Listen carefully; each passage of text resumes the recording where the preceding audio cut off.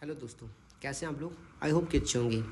आज हम लोग सीखने वाले हैं दर्पण क्या होता है और अवतल दर्पण और उत्तल दर्पण को कैसे पहचानेंगे, और अवतल दर्पण से वस्तु को कहाँ रखा जाए तो प्रतिबिंब उसका कहाँ बनता है, इसके बारे में हम लोग सीखने वाले हैं।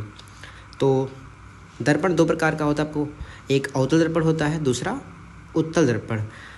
तो अवतल दर्पण में ये ऐसा होता है कि इसमें जो कलई होती है वो उभरे वाले भाग में होती है और जो दबा वाला भाग होता है वो परावर्तक तल होता है।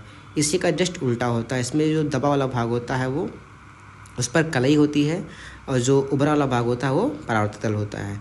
कलई यहाँ पर जो होती है वो होती है FeO, फेरस ऑक्साइड का। अब इसकी अगर बात किया जाए ये चीज़, तो ये आपका कौन सा दर्पण है, ये आपका अवतल दर्पण है। तो इस वाले बिंदु को हम बोलते हैं पी फॉर ध्रुव। और ये जो दर्पण होता है एक कटे हुए गोले का भाग होता है।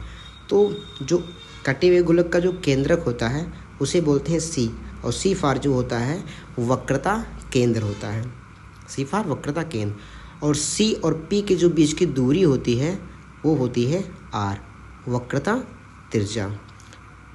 और सी और पी के बीच जो बीच होता है यहाँ पर वो कहीं होता है एफ फॉर मुख्य फोकस।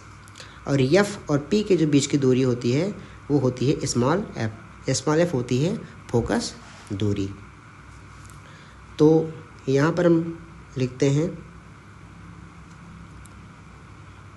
बिंब और यहाँ लिखते हैं प्रतिबिंब। अनंत और सी इसके बीच में रखा जाए तो जो प्रतिबिंब होगा सी और एफ के बीच बनेगा। उसी प्रकार से अगर बिंब वस्तु को सी पर ही रखा जाए, वक्रता केंद्र पर ही रखा जाए, तो प्रतिबिंब वक्रता केंद्र पर ही बनता है।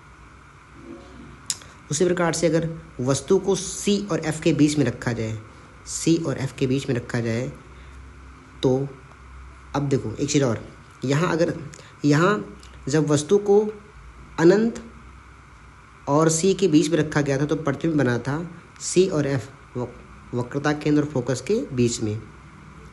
अब वस्तु को हम रख रहे हैं सी और एफ के बीच में, तो प्रतिबिंब जो बनेगा वो इसका अपोजिट हो जाएगा, यानी अनंत और सी के बीच में बनेगा।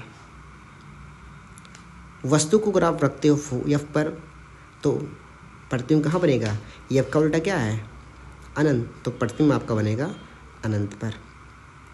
और अगर वस्तु रखते हो एफ और पी के बीच पे, एफ और पी फॉर ध्रुव, तो यहाँ याद रखिएगा ये बनता है दर्पण के पीछे।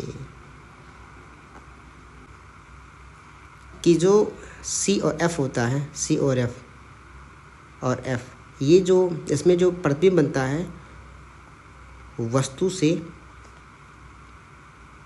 छोटा बनता है, और जो ये होता है वस्तु के बराबर बनता है, और इसमें वस्तु से बड़ा बनता है। आई होप कि आपको ये वीडियो अच्छा लगा होगा। Thank you for watching video.